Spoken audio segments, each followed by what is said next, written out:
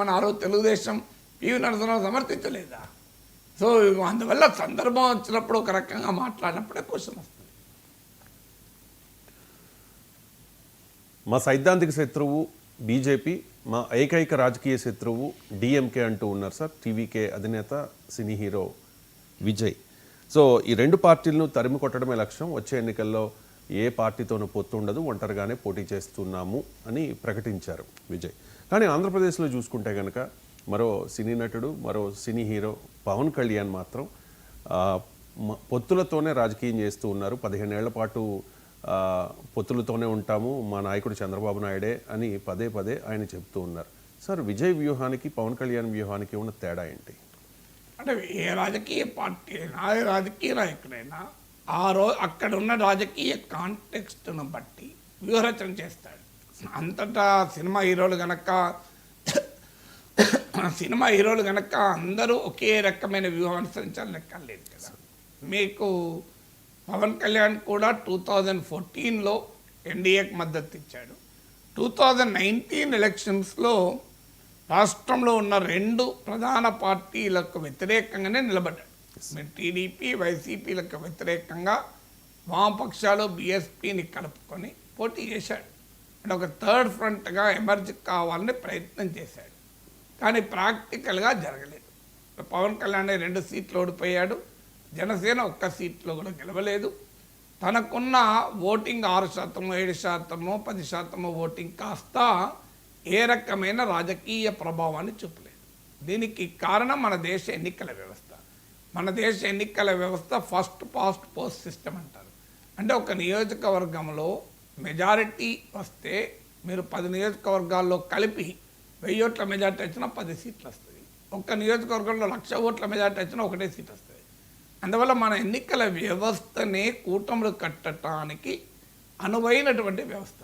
ఎందుకంటే ఇండిపెండెంట్గా పోటీ చేస్తే నీకు 20% ఓటింగ్ ఉన్నా కూడా 1 సీటు రాకపోవచ్చు. ఎందుకంటే మనది ప్రపోర్షనల్ రిప్రజెంటేషన్, దామాషా పద్ధతి కాదు. అందువల్ల మన ఎన్నికల వ్యవస్థకున్న స్వభావం, ఇప్పుడు అమెరికా ఎన్నికల వ్యవస్థకు ఒక స్వభావం ఉంది. అక్కడ డెమోక్రట్లు, రిపబ్లికన్లు మినహా 3వ పార్టీగా ఎమర్జ్ అయ్యి ప్రెసిడెన్షియల్ రేస్లో ఉండే అవకాశం చాలా తక్కువ. ఎందుకంటే అమెరికన్ ఎలక్టోరల్ సిస్టమే 2 పార్టీ సిస్టమ్కు అనుకూలంగా ఉంటుంది. భారతదేశ ఎన్నికల సిస్టమే మీకు కూటములకు అనుకూలంగా ఉన్న సిస్టమ్. అందుకే మీకు పవన్ కళ్యాణ్కు ఓటింగ్ ఉన్నా, బలం ఉన్నా అతను ఏ రకమైన ఉపయోగము పడలేదు. సంఖ్యాపరంగా ఉపయోగపడలేదు, రాజకీయంగా కూడా ఉపయోగపడలేదు. ఎందుకంటే పోటీ చంద్రబాబు, జగన్ అని పోలరైజ్ అయినప్పుడు ఈ పోలరైజేషన్లో లేని పార్టీ స్క్వీజ్ అయిపోతుంది. నీకు ఎంత గుడ్ విల్ ఉన్నా స్క్వీజ్ అవుతారు. ఎందుకంటే సంబంధం లేదు. ఎందుకంటే రాజకీయ లక్ష్యం ప్రజలు ఏముంటుంది. మీకు నేను ఇండిపెండెంట్గా 2014లో మల్కాజ్ నుంచి పోటీ చేసినప్పుడు నేను క్యాంపెయిన్కి వెళ్తే ప్రజలు అదే అడిగారు, మీరంటే గౌరవం సార్, మీకు ఎమ్మెల్సీ ఎన్నికల్లో ఓటేసాం, మీలాంటి వాళ్ళు పార్లమెంట్లో ఉండాలి, కానీ ఈ ఎన్నిక ఎందుకు జరుగుతుంది? మోడీని ప్రైమ్ మినిస్టర్గా ఉండాలా, కాంగ్రెస్ ప్రధానమంత్రి కావాలా, దీని కొరకు జరుగుతోంది, లేదా కేసీఆర్ను బలోపేతం చేయాలా? మీరు ఈ 3 క్వశ్చన్లలో ఎక్కడా మీరు కలవరు కదా. మోడీ ప్రధానమంత్రి కావడానికి మీరు ఉపయోగపడరు, మోడీ ప్రధానమంత్రి కాకుండా ఉండటానికి ఉపయోగపడరు, కేసీఆర్ను బలోపేతానికి మీకు ఎందుకు ఓటేయాలని అడిగారు. అందువల్ల నాకు 12,000 ఓట్లే వచ్చాయి. మల్కాజ్గిరిలో లోక్సభ ఉప ఎన్నికలు పోటీ చేస్తే 12,000 ఓట్లు వచ్చాయి. నాకు ఎమ్మెల్సీ ఎన్నికల్లో వచ్చిన ఓట్ల కన్నా తక్కువ వచ్చాయి. అంటే నువ్వు ఎప్పుడైతే కాంటెస్ట్లో ఉండవో ఆ థర్డ్ ఫోర్త్ అనేది స్క్వీజ్ అయిపోతారు. అందువల్ల పవన్ కళ్యాణ్ 2019 ఎలక్షన్స్లో బలముండి కూడా బలహీనుడయ్యాడు. సో బలముండి కూడా బలహీనుడు కావటానికి కారణం మన ఎన్నికల వ్యవస్థ, అందులోనూ ఆంధ్రప్రదేశ్లో ఉన్న రాజకీయ పరిస్థితుల స్వభావం. దీన్ని అర్థం చేసుకున్న పవన్ కళ్యాణ్ ఇలా అయితే మన పార్టీ ముందుకు పోదు, సో అని ఆయన వైసీపీని ఓడించటానికి ఎవరితోనైనా కలుస్తామని మళ్ళీ టీడీపీతో కలిశాడు. దాని రిజల్ట్ 21 సీట్లు, 100% స్ట్రైక్ రేటు, పవన్ కళ్యాణ్ భారీ విజయం మనం చూసాం. అందువల్ల ఆంధ్రప్రదేశ్లో ఉన్న రాజకీయ పరిస్థితుల వల్ల ఈ రాజకీయ పరిస్థితులు ఇప్పుడు ఇలాగే ఉంటాయా? దీనికి ఒక పాజిటివ్ సైడ్ ఉంటుంది, ఇది అదర్ సైడ్ కూడా ఉంటుంది. అదర్ సైడ్ ఏంటి? నాకు జీవీ నరసింహారావు నాకు ఇచ్చిన ఇంటర్వ్యూలో చెప్పాడు, ఈ ఆంధ్రప్రదేశ్ రాజకీయం టీడీపీ వర్సెస్ వైసీపీ ఉన్నంత కాలం మాకేముంటుంది స్పేస్? మీరు టీడీపీ మీద కోపం ఉంటే వైసీపీని గెలిపిస్తారు, వైసీపీ మీద కోపం ఉంటే టీడీపీని గెలిపిస్తారు. 2014లో చంద్రబాబు నాయుడు ముఖ్యమంత్రి చేశారు, 2019లో 23 సీట్లకు పరిమితం చేశారు, జగన్కు 151 సీట్లు ఇచ్చారు.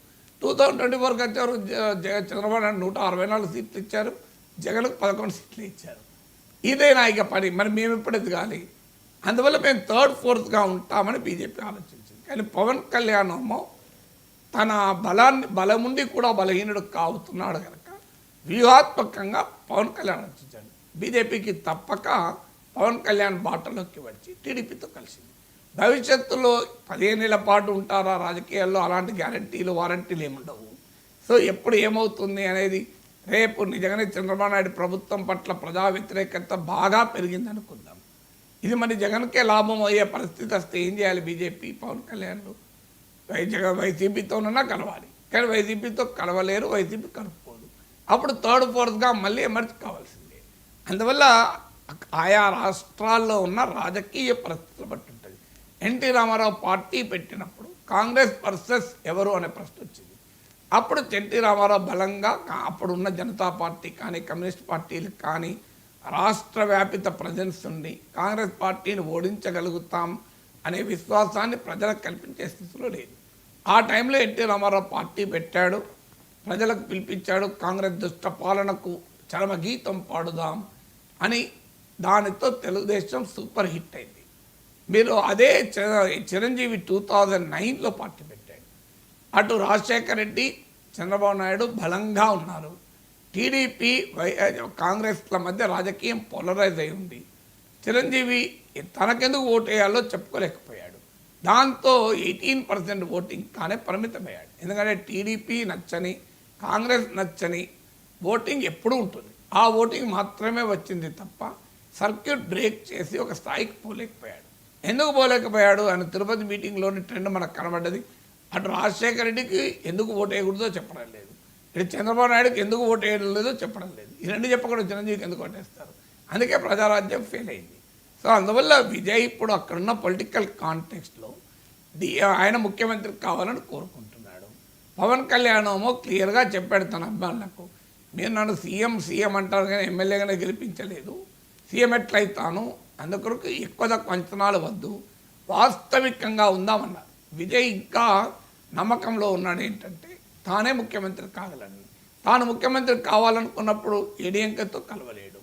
డిఎంకే అధికారంలో ఉంది కనుక డిఎంకేకి వ్యతిరేకంగా పోటీ చేయాలి.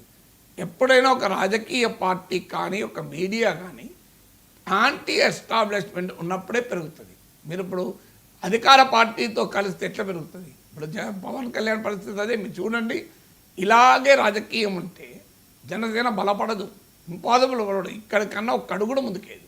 ఎందుకేదు? నువ్వు అపోజిషన్ స్పేస్లో ఉన్నప్పుడే ఏదైనా పెరగటానికి స్కోప్ ఉంటుంది. రూలింగ్ పార్టీ స్పేస్లో ఉంటే ఏం పెరగదు అనుకుంటుంది. పోనీ పవన్ కళ్యాణ్ వల్ల, జనసేన వల్ల ఇంకో ఆంధ్రప్రదేశ్కి అద్భుతం జరిగింది అని మనం చెప్పుకునే పరిస్థితి ఉందా? అది కూడా లేదు. అందువల్ల జనసేనకు ఒక రకంగా నష్టం. మీరు రాబోయే కాలంలో రాజకీయం చూడండి, జనసేన తెలుగుదేశం రేపు బలహీన పడితే జనసేన కూడా బలహీన పడుతుంది. తెలుగుదేశం బలంగానే ఉంటే జనసేన కూడా బలంగా ఉంటుంది. కానీ ఇండిపెండెంట్ ఎగ్జిస్టెన్స్ ఉండకుండా పోతుంది. పొత్తుల వల్ల అది కూడా జరుగుతుంది. కమ్యూనిస్ట్ పార్టీల అనుభవం చూసాం. దీర్ఘకాలం తెలుగుదేశంతో పొత్తులు పెట్టుకున్నారు, అప్పుడు పొత్తులు ఉన్నప్పుడు గెలిచారు. పొత్తులు లేకపోతే కాంగ్రెస్తో పొత్తులు పెట్టుకున్నారు.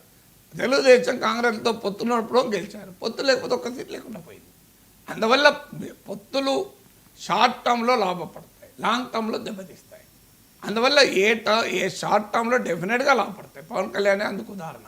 లాంగ్ టర్మ్లో నష్టపోతాయి. బీజేపీ అందుకు ఉదాహరణ. తెలంగాణలో బీజేపీ పొత్తులు పెట్టుకున్నప్పుడల్లా దెబ్బతిన్నది. ఒక్కసారి విడిగా పోటీ చేయడం మొదలుపెట్టింది, పెరుగుతుంది. కమ్యూనిస్ట్ పార్టీలు అందుకు ఉదాహరణ. దీర్ఘకాలం పొత్తుల్లో ఉన్నారు, దెబ్బతిన్నారు. అందువల్ల పొత్తులు పెట్టుకోవడం తప్పని కాదు.